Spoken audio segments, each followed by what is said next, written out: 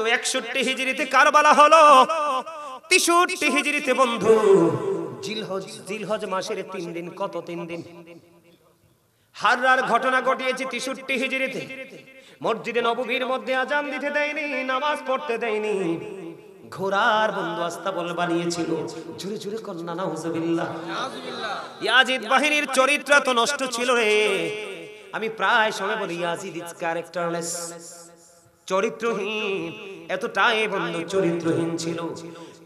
1000-এরও বেশি মহিলা ইয়াজিদ বাহিনীর তাণ্ডবে 63 হিজরিতে বন্ধু অবৈধ সন্তান প্রসব করেছে। জোরে কন্না নাউজুবিল্লাহ।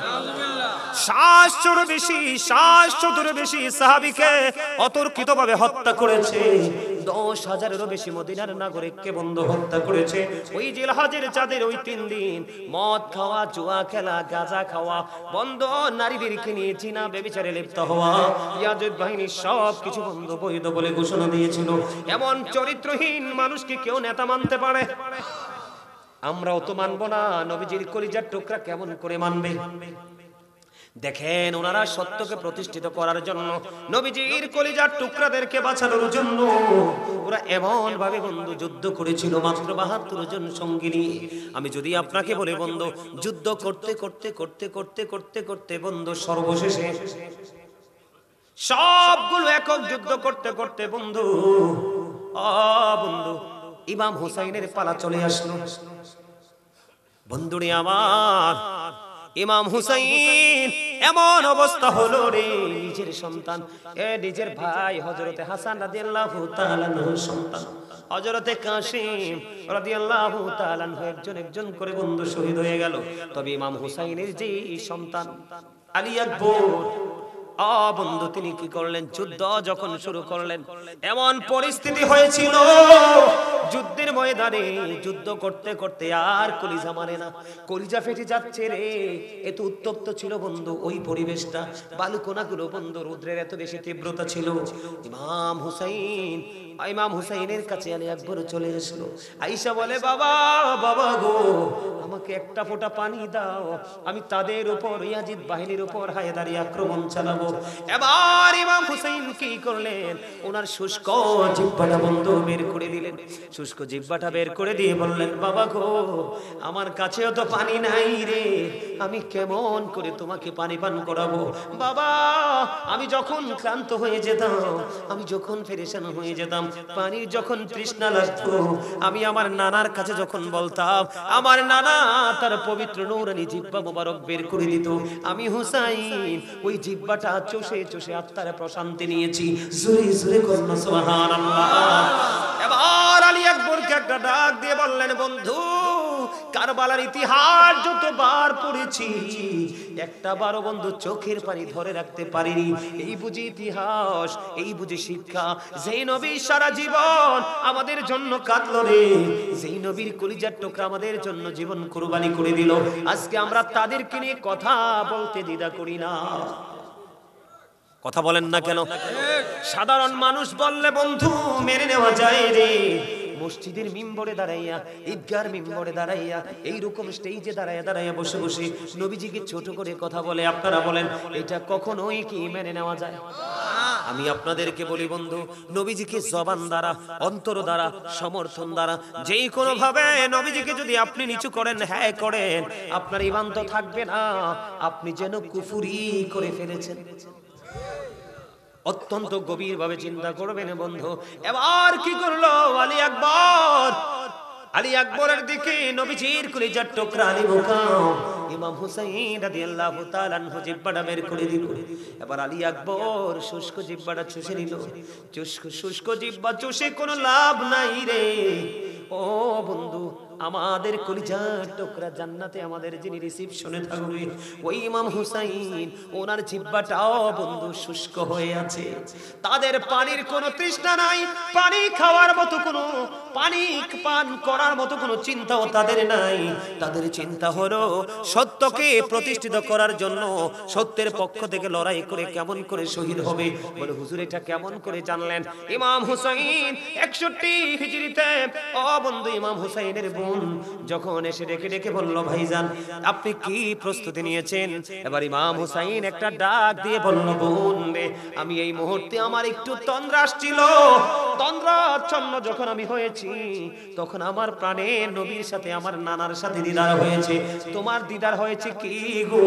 আমার নানা বলেছে, ওরে আমার কলিজার টুকরা হুসাইন, কিছুক্ষণের মধ্যে তোমার আমার সাথে দিদার হবে। এতে বোঝা যায় বোন আমার শহীদের সময় খুবই কাছে। জোরে জোরে বলুন আল্লাহু আকবার। আল্লাহু মুহাম্মাদুর রাসূলুল্লাহ সাল্লাল্লাহু আলাইহি ওয়াসাল্লাম। এটা হলো জান্নাতের মেহমানদের জন্য খারাপ। আপনারা বলেন রুহু শান্তি মিলছে কি মিলছে না? এই যত আমল করবেন রুহের শান্তি মিলবে, এটাই হলো রুহের খাবার।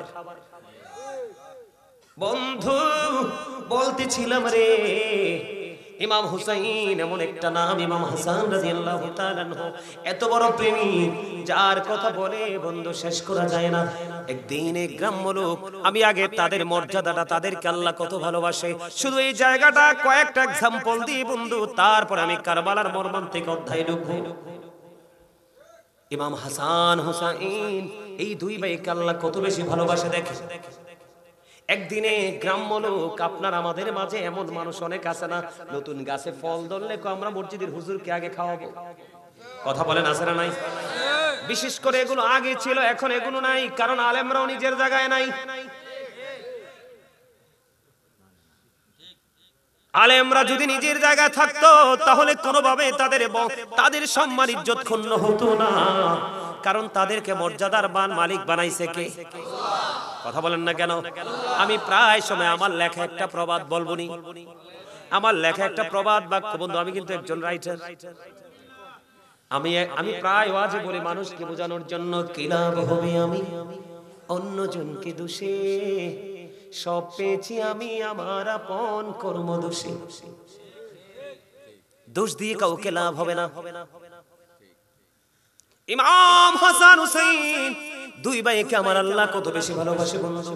ওই তৎকালীন সময়ে এক গ্রামের মানুষ আর কি, তিনি মনে মনে নিয়ত করলেন, আমি একটা হরিণের বাচ্চা নবীজির দরবারে উপহার দিব। গ্রাম্য লোকটা কি করলেন, এখন হরিণ তো ধরতে হবে, একটা হরিণ বড় না ছোট্ট একটা হরিণের বাচ্চা ধরলেন। হরিণ কিন্তু দেখতে খুবই মিষ্টি, সরাসরি দেখছেন না আপনারা? খুবই মিষ্টি, খুবই সুন্দর বন্ধু, দেখলে চক্ষু শীতল হয়। হরিণের একটা বাচ্চা ধরে আপনার আমার প্রাণের নবীর দরবারে এনে দিয়ে দিলেন। রাসূলের কলিজার টুকরা একজনকে হরিণের বাচ্চাটা দিয়ে দিলেন। আরেকজন এসে দেখে বললেন, নানা নানা গো, ভাইয়াকে তুমি হরিণের বাচ্চা দিয়েছো, আমারও একটা হরিণের বাচ্চা লাগবে। কিন্তু নবীজির দরবারে এসেছে তো একটা, কয়টা? হরিণের বাচ্চা এসেছে মাত্র একটা রে, কিন্তু নবীজির কলিজার টুকরা কয়টা? ইমাম হুসাইন একটা ডাক দিয়ে বললেন, নানা গো, ভাইয়াকে তুমি হরিণ দিয়েছো খুবই সুন্দর, আমারও ঠিক সেই রকম একটা হরিণ লাগবে। বন্ধুরি আমার, ইমাম হুসাইন আপনার আমার প্রাণের নবীর কাছে এই হরিণীর বাচ্চাটা চাইতে দেরি রে। এবার বন্ধু নজর দিয়ে নবীজির সামনের দিকে চাইয়া দেখলো একটা বড় হরিণী আর একটা ছোট্ট বাচ্চা আমার নবীজির দরবারের দিকে দৌড়ে দৌড়ে আসছে। দৌড়ে চলে আসলো হরিণী। হরিণী আসার পরে আমার নবীজির সামনে আসলো। আল্লাহর কুদরত থেকে বন্ধু হরিণীর জবানটা খুলে গেল। হরিণী নবীজির সাথে কথা বলা শুরু করলেন, ইয়া রাসূলুল্লাহ, নবী গো, আপনি হলেন আল্লাহর প্রিয় হাবিব। হাবিবুল্লাহ নবী গো, আপনার কলিজার টুকরা হাসানকে যে হরিণের বাচ্চাটা ওই গ্রাম্য লোকটা ধরে এনে দিয়েছে, ইয়া রাসূলুল্লাহ, ওই বাচ্চাটার মা হইলাম আমি। আর আমি মা হয়ে আমার বাচ্চাই নবী গো দুইটা, আমার বাচ্চাই হলো মাত্র দুইটা, একটা গ্রাম্য লোক ধরে এনে আপনাকে দিয়ে দিয়েছি ইয়া রাসূলুল্লাহ। আমি মা হয়ে আমার আরেকটা বাচ্চা আপনার কলিজার টুকরা হুসাইনকে দিয়ে গেলাম। জোরে জোরে বলুন না সুবহানাল্লাহ, আর জোরে বলুন সুবহানাল্লাহ। বন্ধু ইমাম হুসাইন প্রতি আল্লাহ রাব্বুল আলামিনের এত সন্তুষ্ট, এত খুশি, তাদের মর্যাদা বেশি। ইমাম হাসান হুসাইনকে আমার আল্লাহ কত বেশি ভালোবাসেন, কাউকে কম কাউকে বেশি এমনটি নয়। প্রত্যেকটা জায়গা বন্ধু অবজারভেশন করে দেখলাম, প্রত্যেকটা জায়গা খুঁজে খুঁজে দেখলাম নবীর কলিজার টুকরা আহলে বাইতের অন্যতম সদস্য। বিশেষ করে আজকে আপনাদের প্রধান অতিথি দেখেন, আমার চাই একটা চুলো এখনো পাকে নাই। কথা কন না কেন? উনি আজকের এই প্রোগ্রামের চিফ গেস্ট। কথা বলেন না কেন? তার মানে তিনিও কি ইয়াং ম্যান, ঠিক কিনা বলেন? আরো জোরে বলেন। দেখেন মর্যাদা কথা, আমি ওনাকে খুশি করার জন্য বলছি না বন্ধু। এখন আমাদের দেশে রাগ করেন না কইলে, আমাদের দেশের নেতারা শরীর অনেক মোটা, তবে সবাই না। আসবে অহমিকা নিয়ে ঘন্টার পর ঘন্টা অহমিকা নিয়ে কথা বলবে, কিন্তু হুজুরদের আলোচনা শুনে না। আমি মনে করব বন্ধু, যেই নেতা একটু সময় ধৈর্য ধরে আলেমদের বক্তব্য শুনে রে, সে আরো বড় নেতা হতে পারবে, ঠিক কিনা বলেন? কারণ তার মধ্যে সবগুলো স্টেজ জানা থাকবে। গরিবকে কেমন করে ভালোবাসবো, গরিবের সাথে কিভাবে এলেয়াজ তৈরি করব, তাদেরকে কেমন ভাবে ভালোবাসা দিয়ে আমার ভালোবাসার চাদরের তলে আশ্রয় দিব, আর তাদেরকে ভালোবাসলে লাভটা কি হবে। আপনার একটা কথা বলে, পৃথিবীর বুকে যুগে যুগে যত বেশি নবী রাসূল এসেছিল, প্রত্যেকটা নবী রাসূলকে আগে স্যালুট দিয়েছে গরিবরা। এখন এই যুগে আইসাও দেখবেন ধনীরা বন্ধু মাহফিলে টাকাও দিতে চায় না, তবে সব ধনী একরকম না, কিছু আছে ব্যতিক্রম, এক্সক্লুসিভ, ঠিক কিনা বলেন? আর মাহফিলে বসার ধৈর্য বড় লোকদের নাই। এই জন্য আমি প্রায় সময় বলি, the rich are not always happy. ধনীরা সব সময় সুখী নয়। আর গরিবদের দিকে যদি যায়, the for are born to suffer. গরিবরা জন্মগ্রহণ করেছে দুঃখ ভোগের জন্য, আর এই দুঃখ সাফারিংটা করে বন্ধু সমাজের ক্যারেক্টারলেস প্রভাবশালীর কারণে। কথা বলেন না কেন? বলে হুজুর সে ক্যারেক্টারলেস কেন হয়? একটা মাত্র কারণ, জীবনে সব শ্রেণীর মানুষের সাথে বন্ধুত্ব করলো, আর সমালোচনা শুধু আলেমদেরই করলো। আছে না নাই? আমি আগেই বলেছি সব তো একরকম নয়। আমার কাছে আজকে ভালো লাগলো বন্ধু, অনেক বেশি ভালো লাগছে। দুইজন অনারেবল পারসন পাশে বসে বসে আলোচনা শুনছে। এই মেসেজ যখন জানবে, একটা বক্তব্য দিতে গেলে বন্ধু যুবকদেরকে এই বক্তব্য দিয়ে তিনি উৎসাহিত করতে পারবে। কথা বলেন না কেন? আরো জোরে বলেন। আপনি যদি মনে করেন যে এটা বললে মান সম্মান ক্ষুণ্ণ হবে, নো, এটাই হলো বাস্তবতা। আপনি লেকচারার হতে হলে আরেকজন লেকচারারকে ফলো করতে হবে। বন্ধুরে আমার, এই জন্য বলেছি আমরাও তো যুবক, ইমাম হাসান হুসাইন তো যুবক। আমার মা বলে এটা দিব, কিন্তু মা দিতে পারে না। ইমাম হাসান হুসাইনের মা মুখ দিয়ে যেটা বাইর করে, এটাই আল্লাহ বরাদ্দ দেয়।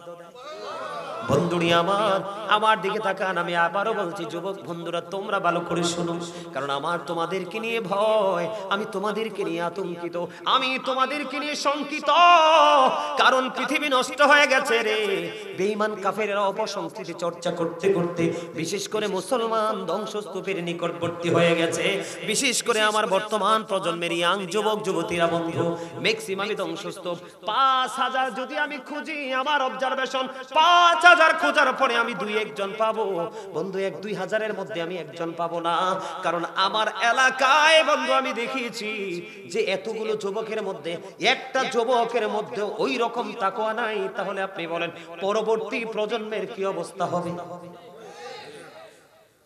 আমি আর একটা কথা বলি বন্ধু, এই যে আমার এই চাচারা যারা আছে, বাবার বয়সী যারা আছেন, আপনারা দর্শক সারিতে যারা আছেন, আমার কাছে মনে হয় আপনারা যদি পৃথিবী ছেড়ে চলে যান, কারণ আপনারা চলে যাওয়ার পরে পৃথিবীটা আর বেশি দিন টিকিয়ে রাখা সম্ভব হবে না। এখনো বড় হয়ে গেছে, লাঠি ভর্তি ভর্তি মসজিদে যায়, এখনো বড় হয়ে গেছে, হাঁটতে হাঁটতে মাহফিলে চলে আসে। আর যুবকরা স্ট্রং বন্ধু আসে না, একেবারেই তারা জান্নাতের বাগান থেকে বিচ্ছিন্ন হয়ে গেছে। এটা কখনোই আমাদের জন্য কোনো ধরনের ভালো সুফল বয়ে আনবে না।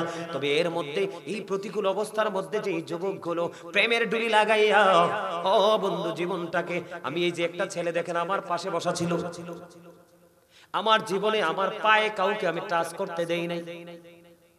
কত মানুষ আছে মুসাফা করতে বন্ধু, ইয়াং ম্যানরা আসে যে হুজুর আপনাকে একটু মেসেজ করে দেই, আমি কখনোই বন্ধু এটা করতে দেই নাই, কিন্তু আজকের এই ছেলেটা একটুখানি, আমি তো অনেক দূর থেকে জার্নি করে আসছি, একটুখানি মেসেজ করে দিয়েছে বন্ধু। আয়েশা বলতেছে হুজুর আমার মা আপনার এত ভক্ত, আমি এত আলোচনা শুনি, আমাকে আপনি কিছু উপদেশ দিয়ে যাবেন, যে উপদেশটা আমার জীবনের গতিটাকে, ধারাটাকে পরিবর্তন করে দিবে। আপনি বলেন একটা যুবক যদি এমন করে বলতে পারে, তাহলে বন্ধু এই যুবকটা কিন্তু এই বর্তমান প্রজন্মে একটু অসাধারণ। কথা বলেন না কেন? আমি আজকে বলি যুবক তোমরা একটুখানি শোনো, এই আলোচনায় আমি আবার ঢুকবো, একটা পয়েন্ট যেহেতু এসছি আমি বলি। এই যে যুবকরা বর্তমানে তোমরা যারা জিন্স প্যান্ট পরো, কি পরো, এটা বললে তোমরা রাগ হইও না, জিন্স প্যান্টটা যে তোমরা পরো কোরআন এবং হাদিস দ্বারা এটা মুসলমানের জন্য টোটাল অবৈধ। বিস্তারিত আলোচনা শুনতে হলে অনলাইন থেকে আমার এই আলোচনাটা করা আছে, আপনারা শুনে নিবেন যুবকরা, তোমরা ভাই শুনে নিবা। তবে এই কথাটা বললাম কেন, আমি কুমিল্লা সিটির মধ্যে, মানে কুমিল্লা সিটিতে নিউ মার্কেটের সামনে আমি লাইব্রেরিতে আমার একটা পছন্দের বই খুঁজতেছি, একজন রাইটারের, এটা একটু দেখবো, খুঁজতে খুঁজতে আসার পরে লাইব্রেরি যিনি পরিচালনা করছেন ওনার সাথে আমার কথা হলো অনেকগুলো। বলতে বলতে একটা পর্যায়ে আমি বললাম এই জিন্স প্যান্টটাকে নিয়ে আমি আলোচনা করলাম। একেবারে স্লিম একটা ছেলে দূর থেকে দাঁড়িয়ে দাঁড়িয়ে আমার কথাগুলো শুনলো। কথা যখন বক্তব্য শেষ হয়ে গেল, আমরা দুজন ফ্রি হয়ে গেলাম। ছেলেটা আমার কাছে ধীরে ধীরে হেঁটে হেঁটে আসলো, আসার পরে বলল হুজুর আমার একটা দরখাস্ত আপনার কাছে, আমাকে ভালো করে উত্তর দিবেন। আমি কই বলো। হুজুর আমি এই জীবনে আমি কিন্তু একটা মানে ইন্টারমিডিয়েটে পড়ি, আমি আমার অনেক জিন্স প্যান্ট, আমি জিন্স প্যান্ট ছাড়া কোনোদিন অন্য কোনো প্যান্ট পরিনি। হুজুর আপনার বক্তব্য আমি দূর থেকে দাঁড়িয়ে দাঁড়িয়ে শুনলাম, আপনি বলে দেন আজকে থেকে যদি আমি প্যান্টগুলো সবগুলো ফুরিয়ে ফেলি, আমার এতদিনের অপরাধ আল্লাহ ক্ষমা করবে কিনা। আমি বললাম আল্লাহ চায় বান্দার মধ্যে তাকওয়া আসুক। আমি বললাম তুমি আজকে থেকে যদি এই পোশাকটাকে চেঞ্জ করতে পারো, অবশ্যই তোমার অতীতের গুনাহ আল্লাহ মাফ করে দিবে। কারণ আল্লাহ কথা দিয়েছে আল্লাযীনা আমানু, যারা ঈমান এনেছে, ওয়া কানু ইয়াত্তাকুন, এবং তাকওয়া অবলম্বন করেছে, মানে অন্তরে ভয় সঞ্চয় করেছে। আল্লাহ বলেছেন লাহুমুল বুশরা, তাদের জন্য সুসংবাদ, ফিল হায়াতিদ দুনিয়া, দুনিয়ার জীবনে, ওয়া ফিল আখিরা, এবং পরকালের জীবনে। জোরে জোরে সুবহানাল্লাহ। তবে এইটুকু বলবো, পোশাক নিয়ে আলোচনা আমার মিশন না। ইমাম হুসাইনের কাছে যেহেতু ওনারা ইয়াং ম্যানদের কি হবে, লিডার হবে। এই যে যুবক বন্ধু আমার দিকে তাকাও, আল্লাহ আমি আগেই বলেছি মানুষকে আল্লাহ সুন্দর করে বানাইছে। আল্লাহ কয় মানুষ রে তোমাদেরকে সুন্দর রাখার জন্য আমি পোশাকও দিয়েছি। 3 শ্রেণীর পোশাক দিয়েছে বন্ধু। কয় শ্রেণীর? তিন ধরনের। একটা হলো লজ্জাস্থান ঢাকার পোশাক, আরেকটা হলো সাজের পোশাক, আরেকটা হলো তাকওয়ার পোশাক। আল্লাহ কোরআনে বলেছেন লিবাসুত তাকওয়া যালিকা খায়র, আল্লাহর কাছে সবচেয়ে উত্তম পোশাক হলো তাকওয়ার পোশাক। নারীর যেমন ফরজ আছে পুরুষেরও তেমনি ফরজ আছে। এই যে উপর দিয়ে নাভি বরাবর পুরুষের ফরজ পোশাক, পর্দার সিস্টেম, উপর দিয়ে নাভি বরাবর অথবা নাভির উপরে নিচের দিক দিয়ে থাকবে টাকনোর উপরে। এই কন্ডিশনে পোশাক পরা একটা মুসলমানের যে পুরুষের জন্য ফরজ। এটার বাইরে গেলে বন্ধু বুখারী শরীফে আসছে জাহান্নামে চলে যেতে হবে। শুধুমাত্র এই প্যান্ট বা লুঙ্গি বা পায়জামা বা ট্রাউজার এটা পরার কারণে, শরীয়তের সীমানাকে ওভারটেক করার কারণে। সবচেয়ে বড় বিষয় হলো, সবচেয়ে বড় লজ্জাজনক বিষয় হলো, যেই ছেলেটা জিন্স প্যান্ট পরে নামাজ পড়ে, গেঞ্জি অথবা শার্ট লাগাইছে পরে, আমি নিজে দেখছি রুকুতে গেলে পিছন দিক দিয়ে লজ্জাস্থান দেখা যায়। আল্লাহ কয় আমি পোশাক দিছি লজ্জাস্থান ঢাকার জন্য, তুমি তো পোশাক পরার পরে তোমার লজ্জাস্থানটা ওপেনিং হয়ে গেল। তুমি কখনোই পর্দা করা পুরুষ নয়, তুমি উলঙ্গ পুরুষ। সেই জায়গাটা নিয়ে আলোচনা করলে আপনারা চিন্তায় যারা বিবেকবান আপনারা আতঙ্কিত হয়ে যাবেন, ভয় পেয়ে যাবেন। বলো হুজুর এই বুঝি ধর্মের সিস্টেম গো, এই বুঝি কোরআন হাদিসের বিধান, আমরা এর থেকে কত দূরে, কেমন করে আমরা সফলতা অর্জন করব? অনেক লম্বা ঘটনায় পোশাক নিয়ে নারী পুরুষের আলোচনা আছে, ওখান থেকে শুনবেন, সেই দিকে আমি যাই না। ইমাম হাসান হুসাইনও তো যুবক ছিল রে, আমরাও তো যুবক। ওরা কি করেছে, আমরা কি করছি, কেমন করে তাদেরকে আমরা নেতা হিসাবে পাবো? নেতা কিন্তু তখনই তার প্রজার দিকে, তার সহকর্মীর দিকে তাকায়, যেই প্রজা তার কথা মতো চলে, যেই সহকর্মী তার কথা মতো চলে। কথা বলেন না কেন বন্ধু? বলতে চেয়েছিলাম, ইমাম হাসান হুসাইন দুই ভাই বন্ধু হাতের লেখা লিখলেন। হাতের লেখা লিখতে লিখতে দুই ভাই বন্ধু হাতের লেখা নিয়ে নবীজির কাছে গেলেন। নানা গো, বলে দাও না কার লেখা বেশি সুন্দর? নবীজি বললেন, তোমার বাবার কাছে যাও। বাবা হযরত আলীর কাছে চলে গেল রে। আলীর কাছে যাওয়ার পরে আলী ডাক দিয়ে বললেন, ছোট্ট করে বলছি, আমার অনেক আলোচনা বাকি বন্ধুরে আমার। এবার আলী বললেন, তোমার মায়ের কাছে যাও। বন্ধু খেয়াল করবে ইমাম হাসান হুসাইনের মর্যাদা, তাদের ভালোবাসা কতটুকু। এবার কি করলেন, মা খাতুনে জান্নাত ফাতেমার কাছে চলে গেলেন। যাওয়ার পরে বন্ধু এবার কি করলেন, মা ফাতেমা ডাক দিয়ে বললেন, বাবা বাবা গো, আমার কাছে খেয়াল করেন। মা ফাতেমা ডেকে ডেকে বলছে, বাবা গো, আমার কাছে 60টা মতি আছে। কয়টা? আমার কাছে 60টা মতি আছে গো। তোমরা যে যত বেশি কুরাতে পারবে, তোমরা তত বেশি সুন্দর লেখা, যে যত বেশি কুরাবে তত বেশি সুন্দর বলে বিবেচিত হবে। এদিক দিয়ে মা ফাতেমা ফয়সালা দিলেন দুই ভাইকে। আল্লাহ রাব্বুল আলামিন এবার জিব্রাইলকে ডেকে বলে, যা জিব্রাইল জলদি চলে যাও, ওই ফাতেমার বাড়ি চলে যাও, ফাতেমার বাড়ি চলে যাও। ফাতেমার বাড়ি চলে আসলেন জিব্রাইল, দেখেন তাদের দুই ভাইয়ের সম্মান মর্যাদা। এবার মা ফাতেমা একটু একটু করে মুতি নিক্ষেপ করতে শুরু করলো। তিনটা করে 6টা দুই ভাই কুড়িয়ে নিল। আর বাকি আছে কয়টা? একটা বাকি আছে বন্ধু। আমার আল্লাহ জিব্রাইলকে ডাক দিয়ে বলে, জিব্রাইল, ফাতেমা যখন মুতিটা নিক্ষেপ করবে তখন তুমি এটাকে 2টা টুকরা করে দুই ভাইয়ের ভাগে দিয়ে দিও। মা ফাতেমা মুতিটা নিক্ষেপ করতে দেরি রে, অটোমেটিক্যালি মতিটা 2টা টুকরা হয়ে দুই ভাইয়ের ভাগে বন্ধু চলে গেল। আর দুই ভাইয়ের ভাগে যখন চলে গেল, মা ফাতেমা ফয়সালা দিল, বাবা কারো লেখা বেশি কারো লেখা কম এমনটি নয়, আমরা দুই ভাইয়ের হাতের লেখাই সমান সুন্দর। জোরে জোরে বলুন না সুবহানাল্লাহ। বন্ধু শুধু এমনটি নয় রে, ও বন্ধু হৃদয়ের জানালা খুলে তোমরা সব, ও বেংরাব গ্রামের আমার ভাই আমার বাবা গো, মা বোনদেরকে বলছি গো, তোমরা কত প্রতিশ্রুতি দাও সন্তানকে, কিন্তু প্রতিশ্রুতি শেষ পর্যন্ত রাখতে পারো না। আর মা ফাতেমা এবং তার সন্তান কত দামি রে। ছোট্ট ছেলে হুসাইন খেলতে রওনা দিয়েছে। একদিন খেলতে যাওয়ার সময় মা ফাতেমার গলা জড়িয়ে ধরলেন, গলা জড়িয়ে ধরে ডেকে ডেকে বলছেন, মা গো, আজকে খেলতে যাব, খেলা শেষ করে আসার পরে আমাকে আপেল খাওয়াতে হবে। মা ফাতেমা হুট করে বলে ফেললেন, বাবা বাবা গো, যাও তুমি খেলা শেষ করে আসো, আমি মা কথা দিলাম খেলা শেষ করে আসার পরে আমি তোমাকে আপেল খাওয়াবো। এবার বন্ধু মা ফাতেমা ইমাম হুসাইনকে প্রতিশ্রুতি দিয়ে দিলেন, চলে গেল।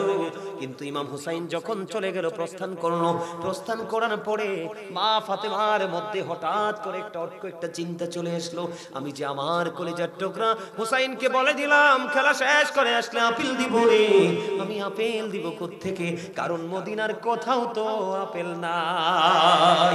জোরে জোরে করুন আল্লাহু আকবার।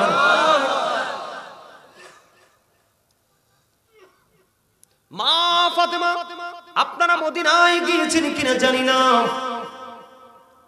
আপনারা দেখেছেন নিশ্চয়ই, যারা মদিনায় গিয়েছেন, মক্কাতুল মুকাররমা মদিনাতুল মুনাওয়ারায় যারা গিয়েছেন, নবীজির রওজা মোবারক থেকে মা ফাতেমার ঘর কিন্তু বেশি দূরে না।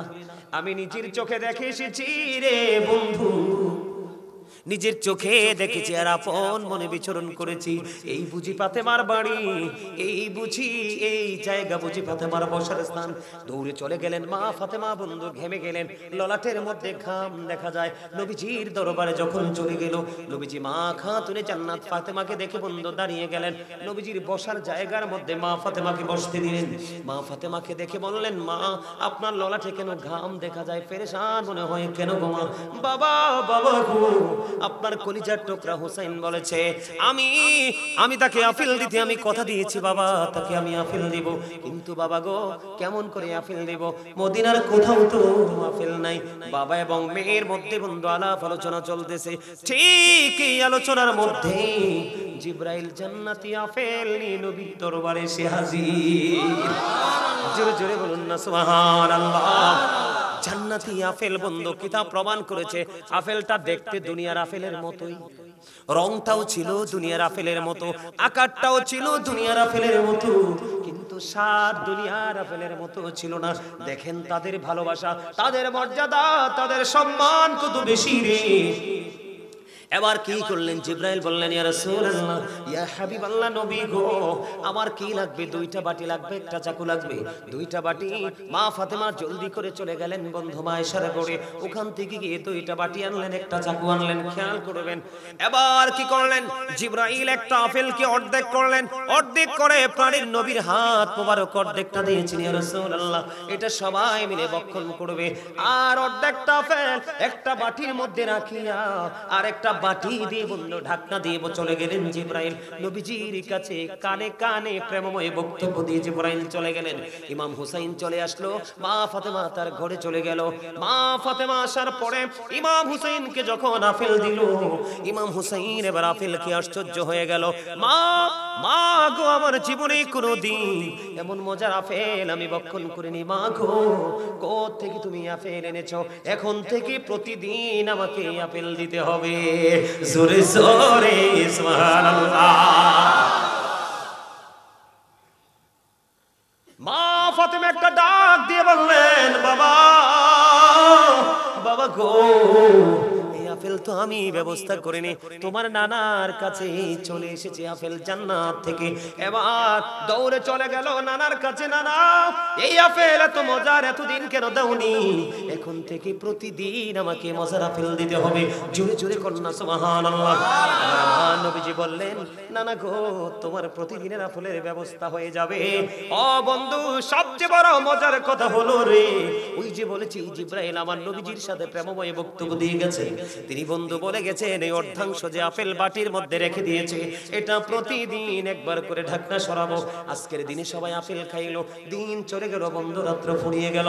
সকাল যখন হলো সময় মতো মা খাতুনে জান্নাত ফাতেমা ওই বাটিটা সরায় দেখে বন্ধু ওই অর্ধাংশ আপেল পুরো আস্তা হয়ে আছে। জোরে জোরে বলেন না সুবহানাল্লাহ, আরো জোরে জোরে বলেন না সুবহানাল্লাহ। আপেল রাখছে কি, এবার দেখলেন পুরো আপেলটা গোটা হয়ে আছে। জিবরাইল রাসূলকে বলে গেছে, ইয়া রাসূলুল্লাহ এই দিক দিয়ে প্রতিদিন একবার করে ডাকটা সরাবে, এই দিক দিয়ে আপেলটা গোটা হয়ে থাকবে, অর্ধেকটা কেটে আপনারা সবাই খাবেন। আর যেমন করে আমি অর্ধেকটা বাটির মধ্যে রেখে রেখেছি গো, এই অর্ধেকটা প্রতিদিন ঢাকনা সরাবেন বন্ধু। আজকের দিন চলে গেল, আপেল কিন্তু একটাই, আজকে যে খাইছে ওই মজা ওই যেদিন পরের দিন খাইলেন দেখে পরের দিন এই রকম না, পরের দিন ভিন্ন রকমের স্বাদ। জোরে জোরে সুবহানাল্লাহ। এবার আবার কি করলেন মা খাতুনে জান্নাত ফাতেমা, আজকে আবার অর্ধাংশ বন্ধু একটা বাটির মধ্যে রেখে দিলেন। ঢাইকা যখন রেখে দিল, আবার বন্ধু দিন চলে গেল, রাত্র চলে গেল।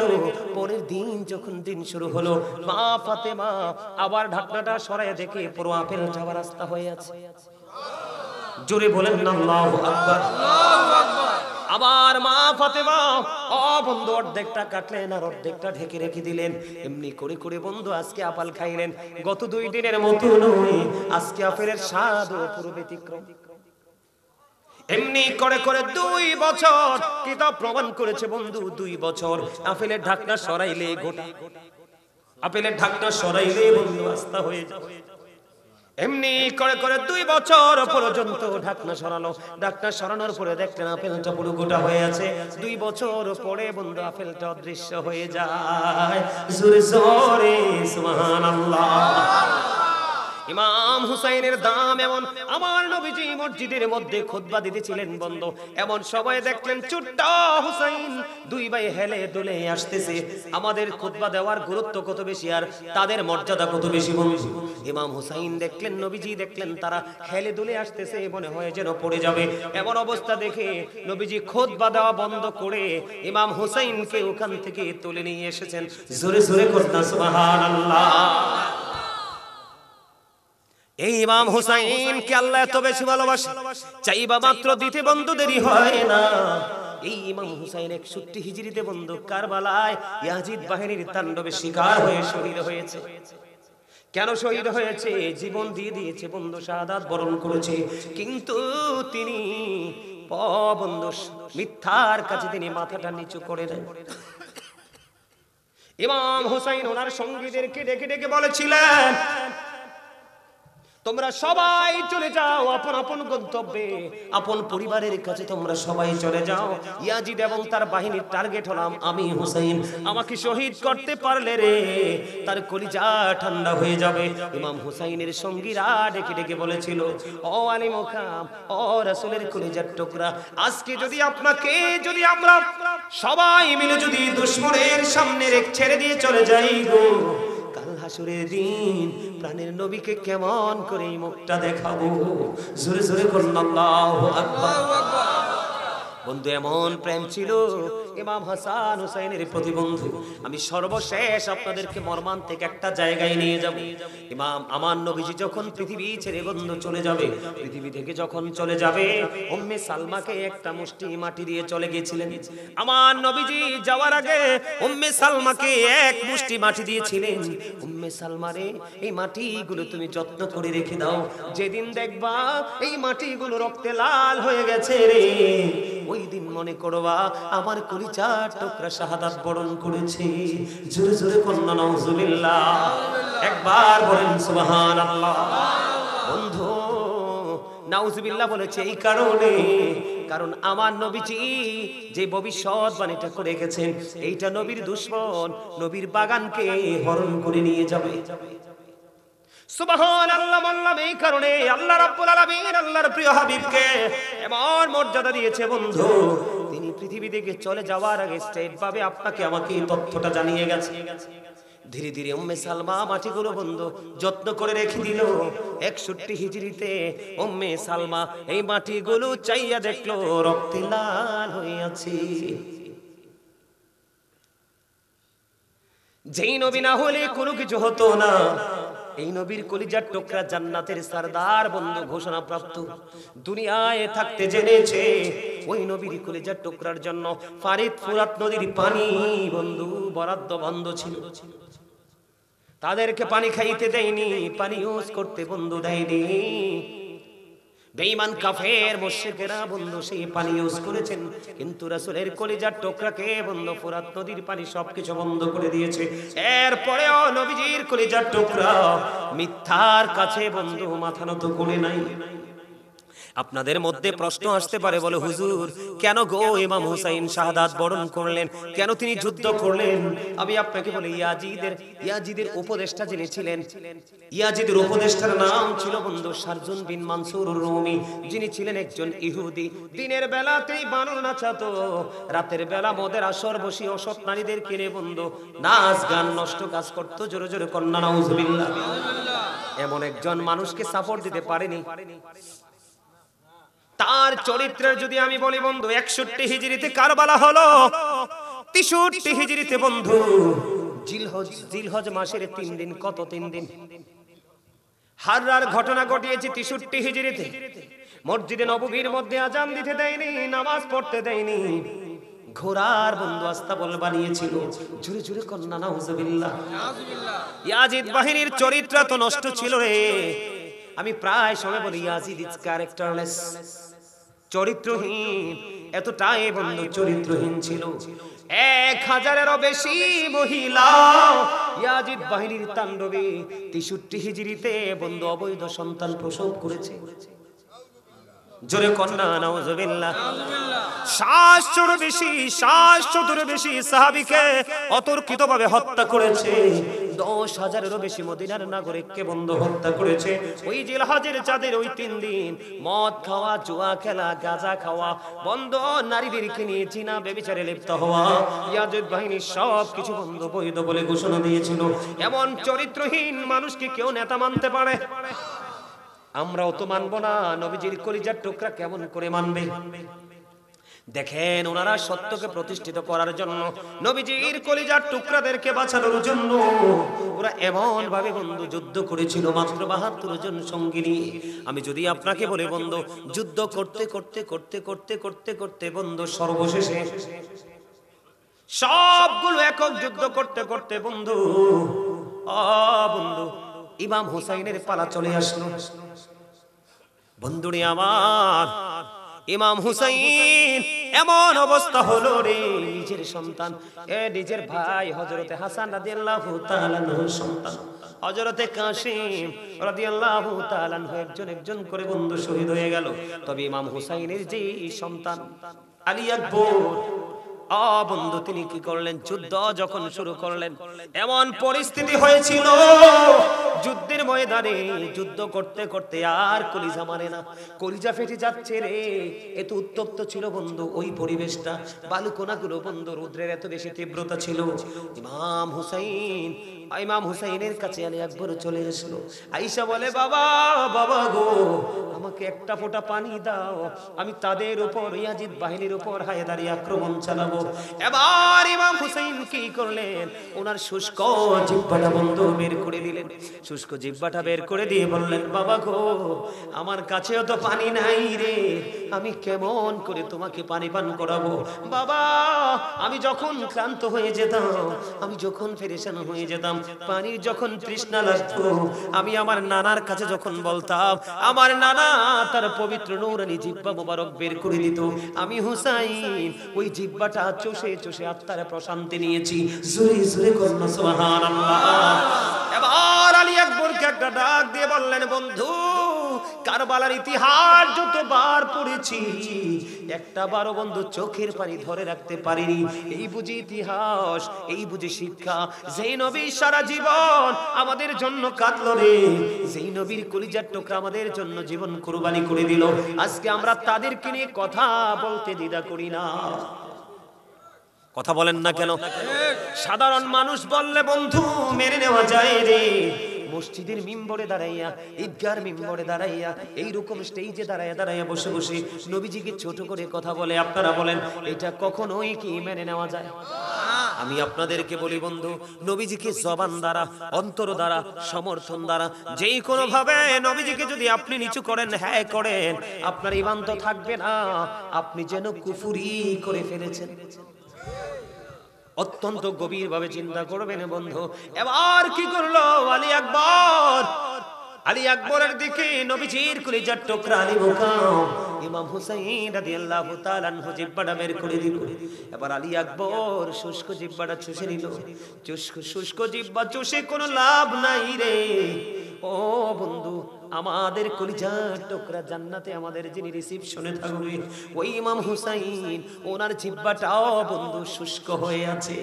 তাদের পানির কোনো তৃষ্ণা নাই, পানি খাওয়ার মতো কোনো, পানি পান করার মতো কোনো চিন্তাও তাদের নাই। তাদের চিন্তা হলো সত্যকে প্রতিষ্ঠিত করার জন্য সত্যের পক্ষ থেকে লড়াই করে কেমন করে শহীদ হবে। বলে হুজুর এটা কেমন করে জানলেন? ইমাম হুসাইন 61 হিজরিতে, ও বন্ধু, ইমাম হুসাইনের বোন যখন এসে ডেকে ডেকে বলল, ভাইজান আপনি কি প্রস্তুতি নিয়েছেন? এবার ইমাম হুসাইন একটা ডাক দিয়ে বলল, বোন রে, আমি এই মুহূর্তে আমার একটু তন্দ্রা আসছিল, তন্দ্রাচ্ছন্ন যখন আমি হয়েছি, তখন আমার প্রাণে নবীর সাথে আমার নানার সাথে দিদার হয়েছে। তোমার দিদার হয়েছে কি গো? আমার নানা বলেছে, ওরে আমার কলিজার টুকরা হুসাইন, কিছুক্ষণের মধ্যে তোমার আমার সাথে দিদার হবে। এতে বোঝা যায় বোন আমার শহীদের সময় খুবই কাছে। জোরে জোরে বলুন আল্লাহু আকবার। আমি শাহাদাত বরণ করব। ইয়াজিদ বাহিনী তাবুর চারপাশে ওত পেতে বসে আছে রে। ও বন্ধু আলী আকবর চলে গেল, শুষ্ক বাবার শুষ্ক জিহ্বা চুষে বন্ধু আলী আকবর চলে গেল, যুদ্ধের ময়দানে শহীদ হলো।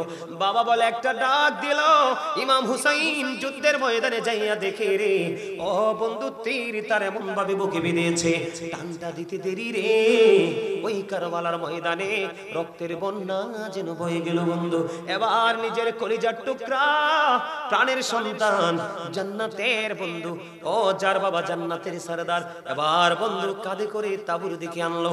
ইমাম হুসাইন যখন আলী আকবরের কাছে যাচ্ছিলেন তখনও নাকি একটা চুল দাঁড়িয়ে বন্ধু পাকনা ছিল না, কিন্তু আলী আকবরের ওই পবিত্র দেহ, নিতুর দেহ যখন কাঁধে নিল রে, উনি নিয়ে তাঁবুর দিকে আসতেছে, ওই ইমাম হুসাইনের বোন ডেকে ডেকে বলছে, আমি চাইয়া দেখি রে আমার বোনের ভাইয়ের চুল দাড়িগুলো পাইকা সাদা হয়ে গেছে। জোরে জোরে আল্লাহু আকবার। আর হযরতে হাসান রাদিয়াল্লাহু তাআলা আনহুর কলিজার টুকরা কাসেম রাদিয়াল্লাহু তাআলা আনহু বলল, চাচা চাচা গো, অনুমতি দাও গো, ওই সত্যের পথে সৈনিক হয়ে শাহাদাত বরণ করব, অনুমতি দাও। ইমাম হুসাইন বললেন, আমার ভাই পৃথিবী থেকে চলে গেছে রে, আমি কেমন করে অনুমতি দেই?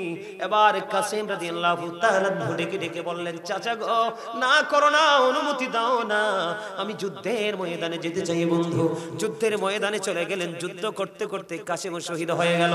জোরে জোরে কন্যা ইন্না লিল্লাহি ওয়া ইন্না ইলাইহি রাজিউন। এবার বন্ধু ভাতিজার কাছে চলে গেল, যাইয়া ডেকে ডেকে বলতেছে, বাবা গো, তোমাকে সাহায্য করতে পারলাম না, কারণ আমি দুর্বল হয়ে পড়েছি। এবার কাসেম রাদিয়াল্লাহু তাআলা আনহুর এই পবিত্র দেহ তাঁবুর সামনে নিয়ে আসলো বন্ধু। এবার নিজে কেমন করে শাহাদাত বরণ করবে বন্ধু, এই চিন্তা তার ব্রেইনে কাজ করতেছে। বন্ধুরে আমার, ইয়াজিদ বাহিনীও এককভাবে তাকে আক্রমণ চালাবার মতো কোনো ধরনের কোনো কি নাই, কোন ধরনের কোন সাহসিকতা তারা দেখাচ্ছে না, যে কেমন করে তাকে হত্যা করব, কেমন করে তাকে শহীদ করব। ও বন্ধু, তারপরে দেখতে দেখতে ইমাম হুসাইন যুদ্ধের ময়দানে চলে গেলেন। এর মধ্যে ছোট্ট ছেলে আলী আসগর শহীদ হয়ে গেছে। জোরে জোরে কন্যা নাউজুবিল্লাহ, ইন্না লিল্লাহি ওয়া ইন্না ইলাইহি রাজিউন। এবার কি করলেন ইমাম হুসাইন রাদিয়াল্লাহু তাআলা আনহু যুদ্ধের ময়দানে চলে গেল। যুদ্ধের ময়দানে যখন বন্ধু চলে গেল, চলে যাওয়ার পরে চার পাশ দিয়ে ইয়াজিদ বাহিনী বন্ধু চলে আসলো, আক্রমণ করলো। সীমার ওনার বুকের উপর চেপে বসলো, ডাক দিয়ে বলল, এখন কি নামাজের সময়? কয় হয়, এখন নামাজের সময়। কই জীবনের শেষ সেজদাটুকু আল্লাহকে দিয়ে শহীদ হব। সুবহানাল্লাহ বলেন না?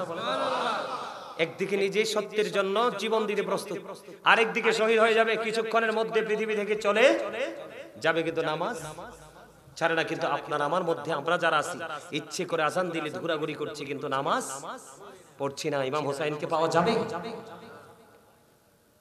এবার অনুমতি দিলেন, ইমাম হুসাইন নামাজ শেষ করলো। শেষ করার পরে বন্ধু সীমার বুকের উপরে চেপে বসলো। সীমার যখন বুকের উপরে চেপে বসলো রে, এবার সীমারকে ইমাম হুসাইন একটা ডাক দিয়ে বলল, সীমার, তোমার বুকের জামাটা একটু আমাকে খুলে দেখাও। এবার সীমার তার বুকটাকে বন্ধু ফাঁকা করে দিল, ওপেন করে দিল। এবার সীমারের নিচের দিকে তাকাইয়া দেখলো ইমাম হুসাইন, সীমারের বুকের মধ্যে সাদা সাদা শ্বেত চিহ্ন দেখা যায়। আমাদের মধ্যে অনেক মানুষ দেখেন না, শরীরে বিভিন্ন জায়গায় সাদা হয়ে যায়, দেখছেন না?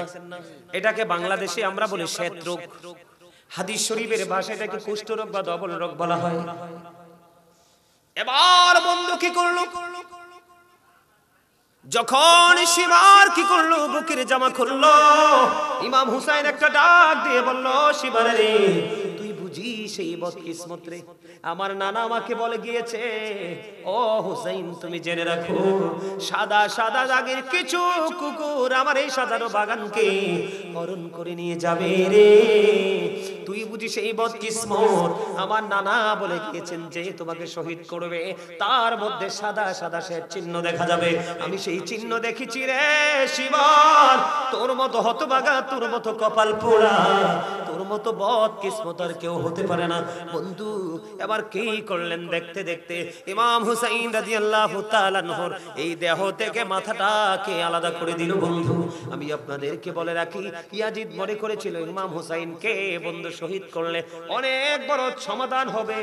তিনি মনে করছে অনেক বড় জোর, তিনি বন্ধু অনেক লং সময় তিনি রাজত্ব করতে পারবে।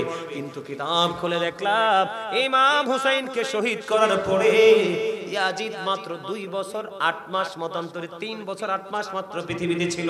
আপনারা বলেন এটা কি হায়াত বলে? এটাকে জীবন বলে?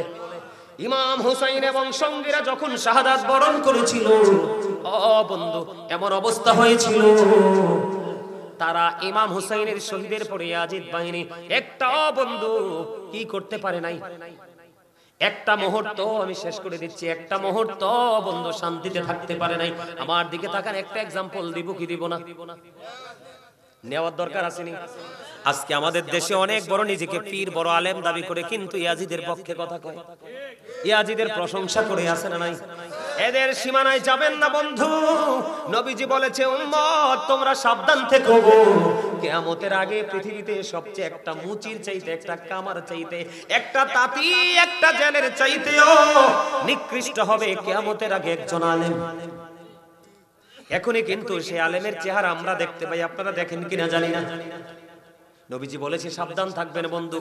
যেই ইয়াজিদ বাহিনী থেকে যেই ব্যক্তিটা বন্ধু ওই ফুরাত নদীতে তাদেরকে যাওয়ার জন্য পানি সংগ্রহ করার জন্য বন্ধু বাধা দিয়েছিল, সৈনিক হিসাবে ইয়াজিদ বাহিনীর সৈনিক হিসাবে বন্ধু প্রতিবন্ধকতা সৃষ্টি করেছিল।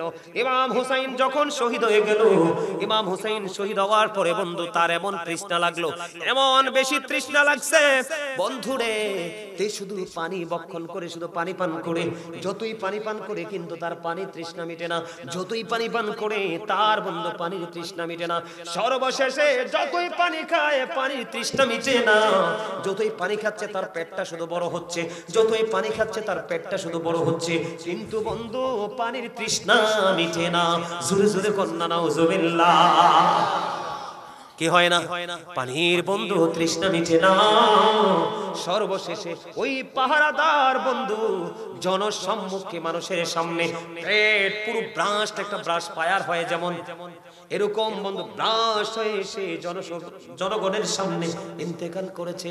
জোরে জোরে কন্যা আলহামদুলিল্লাহ, আর জোরে বলেন আলহামদুলিল্লাহ। ইয়াজিদ বাহিনীর এক একটা রূপ বন্ধু হয়েছে, লম্বার আলোচনাটা বাড়াইবো না, তবে একটা কথা বলবো, ইমাম হুসাইন যেদিন শহীদ হয়েছিল বন্ধু, সিরিয়ার যে কোনো পাথর সরাইলে তাজা রক্ত প্রবাহিত হতো। সূর্য এমন ভাবে সূর্য গ্রহণ হয়েছিল, মনে হয়েছিল গোটা পৃথিবী অন্ধকার হয়ে গেছিল, মনে হয়েছিল যেন এখনই কিয়ামত কায়েম হয়ে যাবে। জিনেরা পর্যন্ত উচ্চ আওয়াজে ক্রন্দন করেছিল রে। ইমাম হুসাইন যখন বন্ধু শাহাদাত বরণ করেছিল বন্ধু, এমন অবস্থা হয়েছে, আকাশ কেঁদেছে, বাতাস কেঁদেছে, জমিন কেঁদেছে বন্ধু, আসমান কেঁদেছে, কেঁদেছে স্বয়ং আমার আল্লাহ। জোরে জোরে কন্যা আল্লাহু আকবার। ইমাম হুসাইন শাহাদাত বরণ করার পরে বন্ধু দেখেন এবার ইয়াজিদ বাহিনী ইয়াজিদের বাড়ির দিকে রওনা হলো। খেয়াল করবেন, ইয়াজিদের বাড়ির দিকে রওনা হলো ইমাম হুসাইনের পবিত্র মাথাটা নিয়ে। এবার যখন রওনা হলো, যাইতে যাইতে যাইতে যাইতে বন্ধু হঠাৎ রাত্র হয়ে গেল, সন্ধ্যা হয়ে গেল, সূর্য তার আপন গন্তব্যে লুকিয়ে গেল।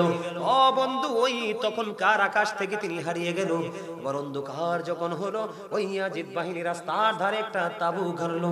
তাবু যখন গেড়েছিল যেখানে, ওই পাশেই বন্ধু পাহাড়ের চূড়ায় ছিল এক খ্রিস্টান পাদ্রী।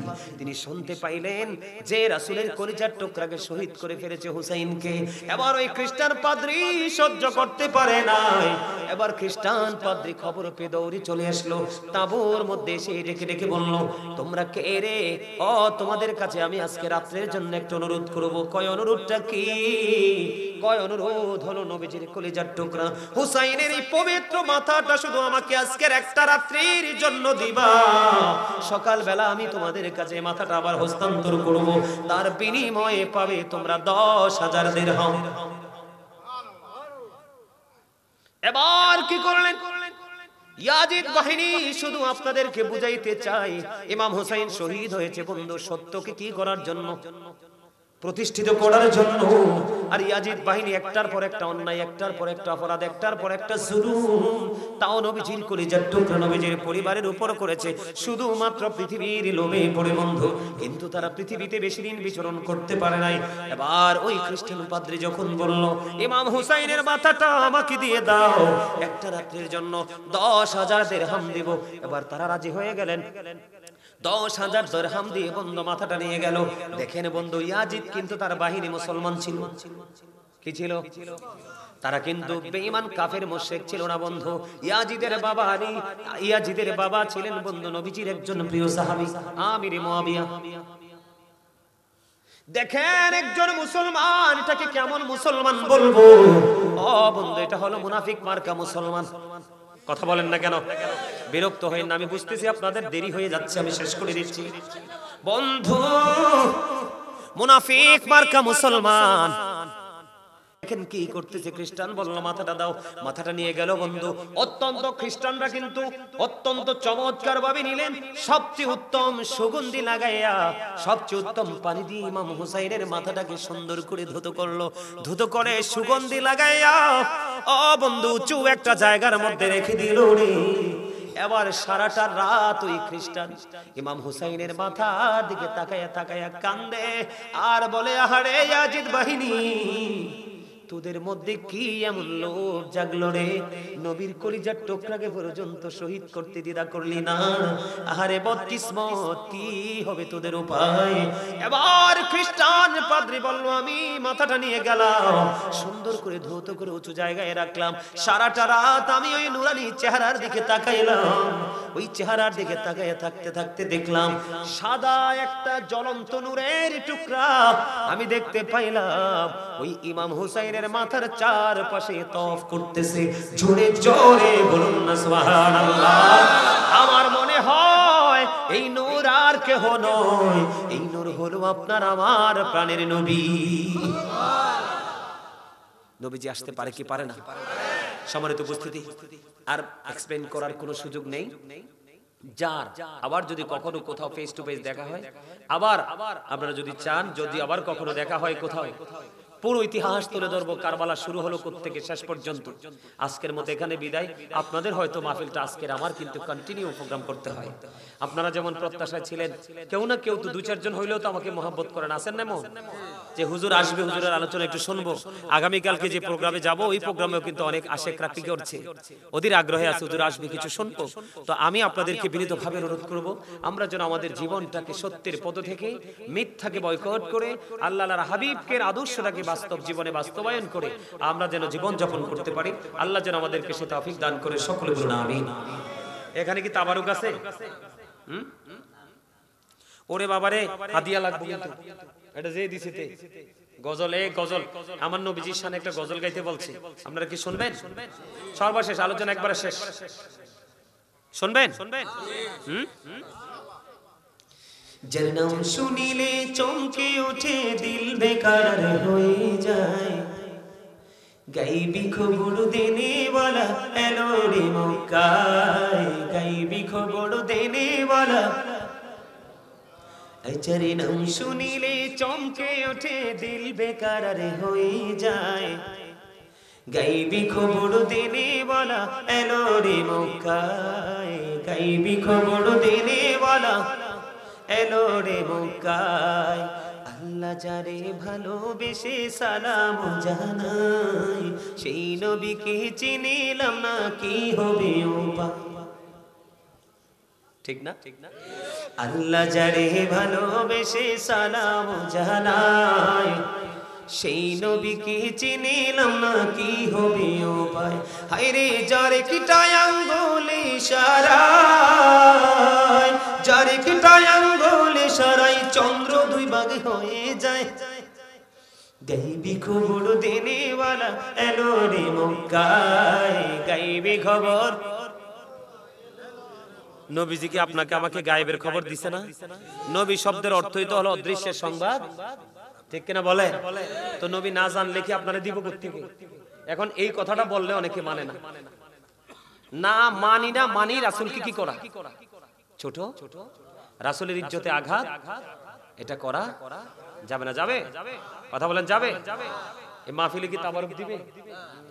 মাশাআল্লাহ, তাবারুক পাবেন না, এরপরেও এইভাবে বসে আছে। আল্লাহু আকবার। আল্লাহ আপনাদের সবাইকে কবুল করে নিন, সকলে বলেন আমিন। আসলে আজকে এমন একটা আলোচনা করছি, আপনার গজল গাওয়ার সুযোগ পাইনি। আপনারা যদি গজল শুনতে চান, আমার লেখা অনেক গজল আছে, অনলাইন থেকে শুনবেন, অনেক মজার মজার গজল পাবেন, অনেক বিষয়ভিত্তিক আলোচনা পাবেন। যাই হোক, সম্মানিত উপস্থিতি, হ্যাঁ